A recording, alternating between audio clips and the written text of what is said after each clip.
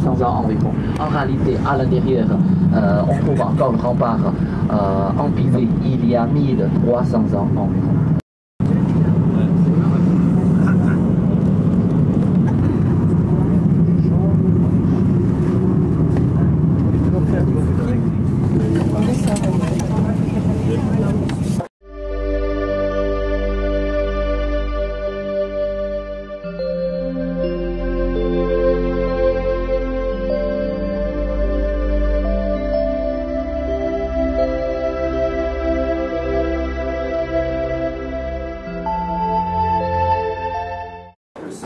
Là, à proximité, oui, oui, à la sortie. À la sortie. Vous allez trouver d'autres boutiques à la sortie. Ici, on trouve 6 pavillons. Ça rappelle, on avait un peu ces pavillons-là, mais on ne les a peut-être pas vus, pas spécialement montrés. Alors là, nous sommes à Xi'an et c'est la pagode de l'oie sauvage, je crois.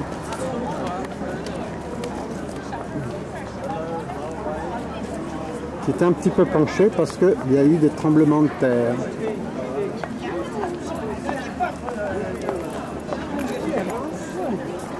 Ce que date de sa fondation de 652, 7e siècle, c'est l'apogée de la dynastie des Tang. Hein? Ah, c'est l'apogée de la dynastie des Tang. Au 7e siècle? Oui, 7e.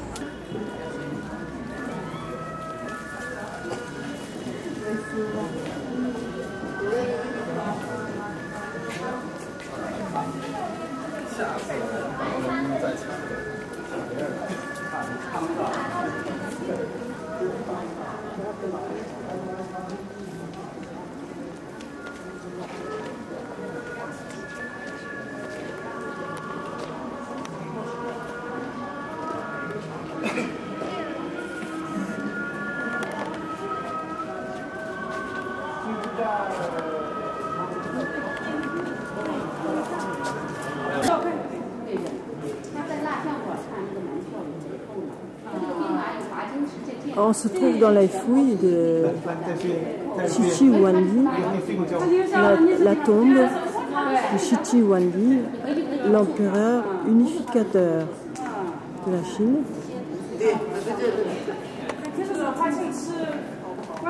Comporte la statue de toute une armée avec les chevaux, les généraux, Là, on voit qu'une partie.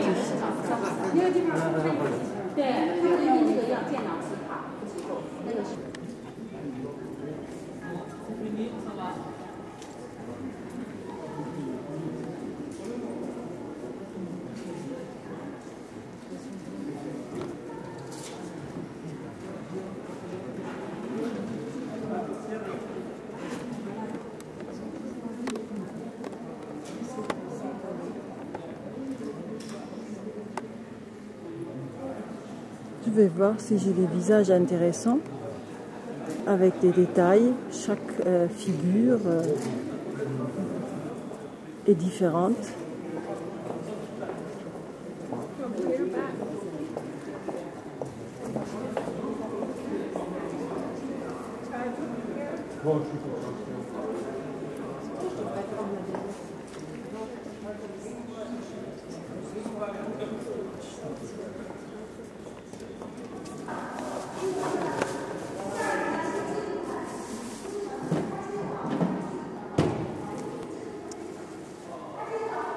Voilà des soldats simples qu'on reconnaît par leur nœud sur la tête.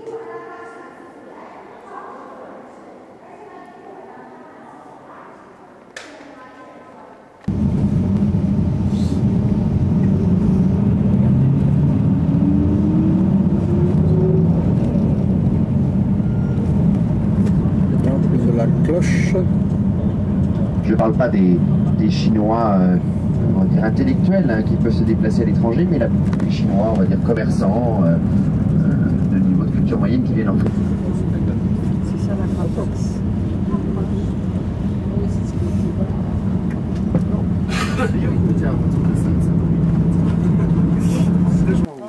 C'est passé de la même manière aussi sur les communautés juives. Là, on ne verra pas la synagogue, malheureusement. On trouve dans la mosquée mais elle aurait été construite à peu près sur le même modèle. Hein. En Chine, ça se passe comme ça. Qui date de 700 et quelques. Commerçants étrangers qui vont venir l'apogée de la période Tang. Xi'an, qui vont établir des comptoirs, qui vont s'y installer, qui vont se... Les Tang étaient... ont voulu, comme ils commençaient à être nombreux, ont voulu avoir leur lieu de culte. Hein. Et alors, franchement, oui, les délégations. Moi, il me manque un premier. On est toujours dans la mosquée.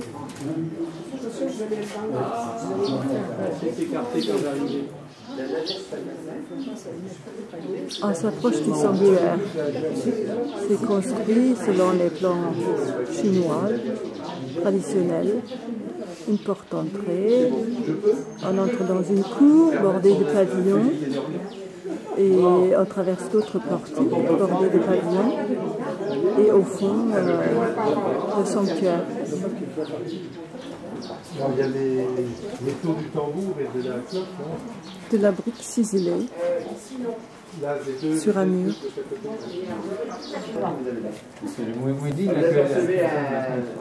Le pavillon sans souci. Le minaret.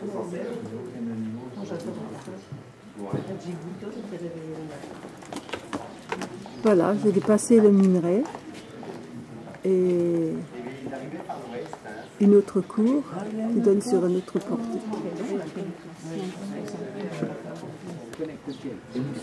Une autre porte où il y a une inscription un Dieu unique, le signe chinois au-dessus du portique. Je vais essayer de prendre ça.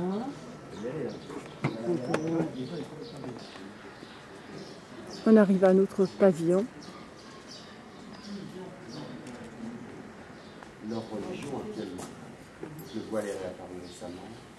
Sinon, voilà la salle des prières. Sur l'absence de consommation de porc. Et d'alcool. Et voilà le souk à côté de la mosquée. Comme ça.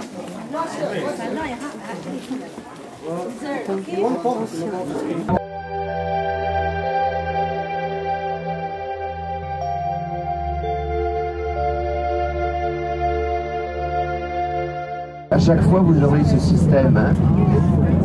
À chaque fois qu'on prend le train, il y a un fourgon à bagages. Vous aurez toujours ce système-là. Pour le train. Ah oui, nous allons prendre le bateau aussi. Je ne sais pas si vous savez. Mais entre Canton et Hong Kong, on a changé récemment. Et donc, on prend le bateau. C'est l'hydroglisseur. Alors c'est bien parce que ça prend même pas le même que le train, mais c'est beaucoup plus agréable. Parce que d'une part, il y a moins de gens qui prennent le bateau. Avant, à Canton, on avait une gare immense. L'approche était très difficile avec les bagages, c'est difficile. Et puis à Hong Kong aussi une grande gare, etc. Là, on prend le bateau un relativement petit embarcadère, c'est pas Chine. Et puis alors surtout, c'est le pays de l'eau là-bas, c'est le pays des rivières. Donc on comprend mieux la région, hein, on va longer toute la rivière des Perles jusqu'à Hong Kong. Et c'est là qu'on se fait l'arrivée sur Hong Kong est assez belle. C'est là qu'il y a des pirates.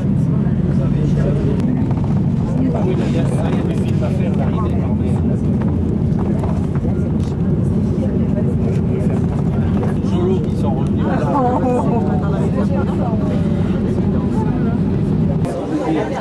Et voilà, nous sommes dans le train pour partir à Luoyang.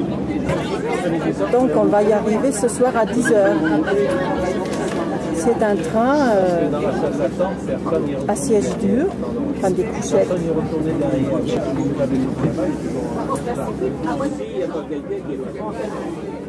Là, vous êtes à 6 là. Hein? 6 personnes par compartiment. Ah ouais, non, mais là-bas, il y a un décalage. Hein.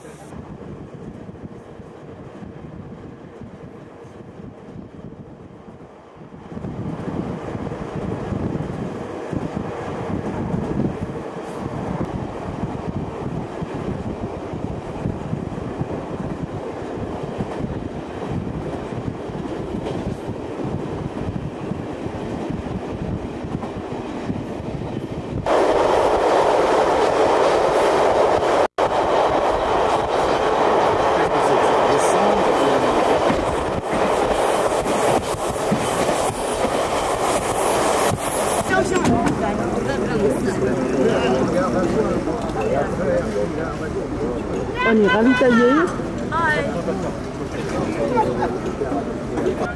Regarde les gens voir.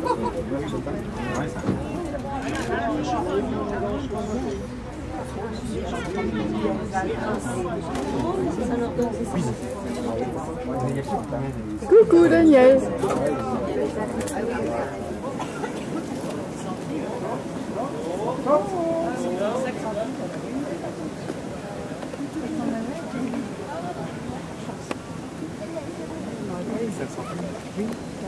Voilà, pour ceux qui... moi je vais bien sûr faire la visite commentée, hein, surtout ici. Il y en a qui étaient fatigués, qui veulent visiter par eux-mêmes. Nous avons rendez-vous à la même porte. Ah non, c'est le retour. Hein. La même porte, à 11h moins le quart. Voilà. Donc ça vous laisse la liberté, éventuellement, de vous séparer du groupe. Ici, donc, les grottes de l'eau, vous connaissez. Les grottes de Nyang, ça signifie les grottes de l'accueil du soleil. C'est pour ça qu'on vient de ici. À chaque fois qu'on vient ici, le matin. Le matin, parce que l'éclairage est meilleur. La grotte d'accueil du soleil.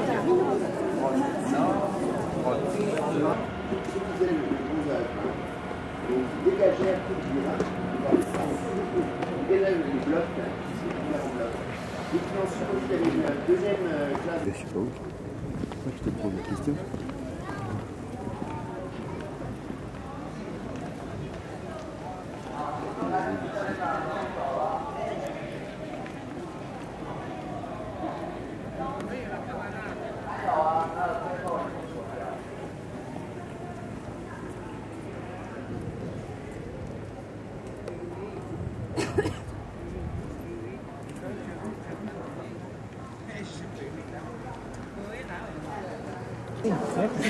Je pense. Vous étiez opéré là? Deux.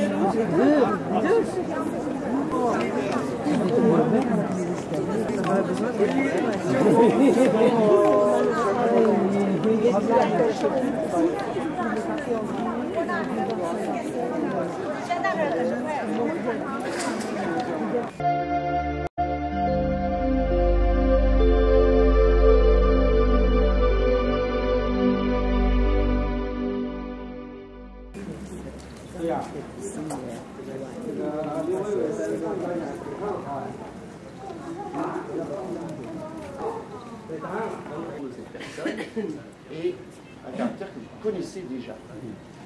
La forêt. La forêt. La forêt. Vous avez vu avec la forêt des stèles. Hein. Donc là, c'est la forêt de Guan. Pourquoi la forêt de Guan? Parce que ce monastère s'appelle aussi le monastère de la forêt de Guan. Il y a beaucoup d'arbres. En fait, c'est un temple, mais c'est aussi un tombeau. Tout au fond, on va trouver un tumulus, la partie la plus sacrée du temple, un tumulus où est enterrée une partie du corps du général Guan. On va le dire après. Et l'autre partie?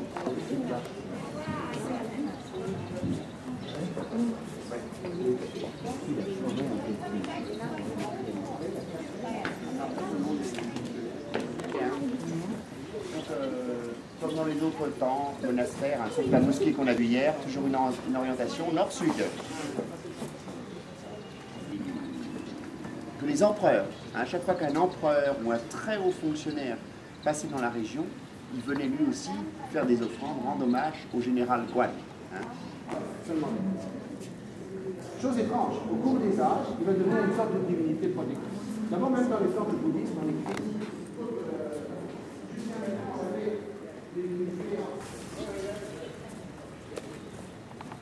la salle d'avant n'a rien rempli, c'est très grave. Je vais simplement vous dire, vous allez peut-être repérer que le personnage principal avait un chapeau. Partie de la représentation du Seigneur Guan. Dans la pièce d'avant, c'était la pièce publique. Il se présentait comme un grand général. Ici, ce sont des quartiers privés. C'était au départ la chambre du Seigneur Guan. Malheureusement pour vous, hein, si vous tournez par là-bas, eh bien le lit a été caché, fermé. Ah oui. C'est très dommage parce qu'on voyait le Seigneur Guan couché et quand on lui faisait des offrandes, eh bien, il se relevait un peu pour nous remercier. Alors les autorités du monastère ont dit c'est pas possible. Parce que ça a mal fini, une fois qu'il était prisonnier, il n'a pas voulu se soumettre. Il est resté fidèle à son premier empereur. Donc par la suite, eh bien, il s'est fait... Le tumulus où est enterrée la tête du général qui a été fidèle à son empereur. Nous étions dans le chef-lieu de la province du Shanxi, mais qui est une ville beaucoup plus développée, oui. Là, c'est le grand supermarché à votre droite, le plus grand supermarché de la ville.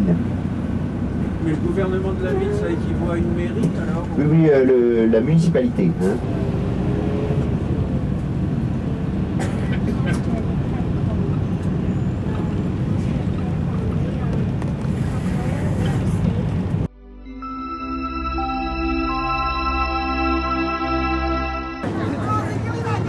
Voilà l'entrée du monastère du Cheval Blanc. Nous sommes toujours partis de Luoyang. On est mardi, le 19. Et voilà le Cheval Blanc.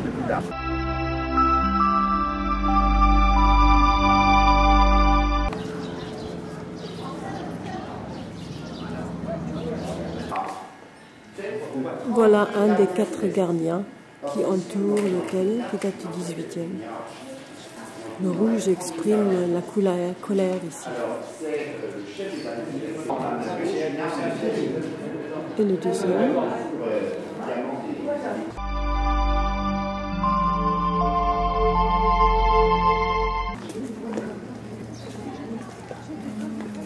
On sort du premier temple, on est dans la deuxième cour.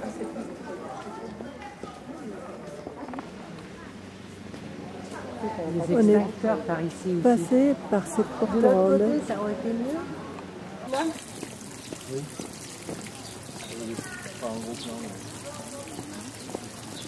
Voilà un joli gazebo. Voilà le bassin sacré. Si la pièce flotte, c'est la longévité, et si elle tombe au fond, c'est le bonheur pour la vie. Voilà les pavillons, ou un des pavillons, où les moines, les 2 moines, il y a la statue d'un des moines qui sont arrivés avec les sutras.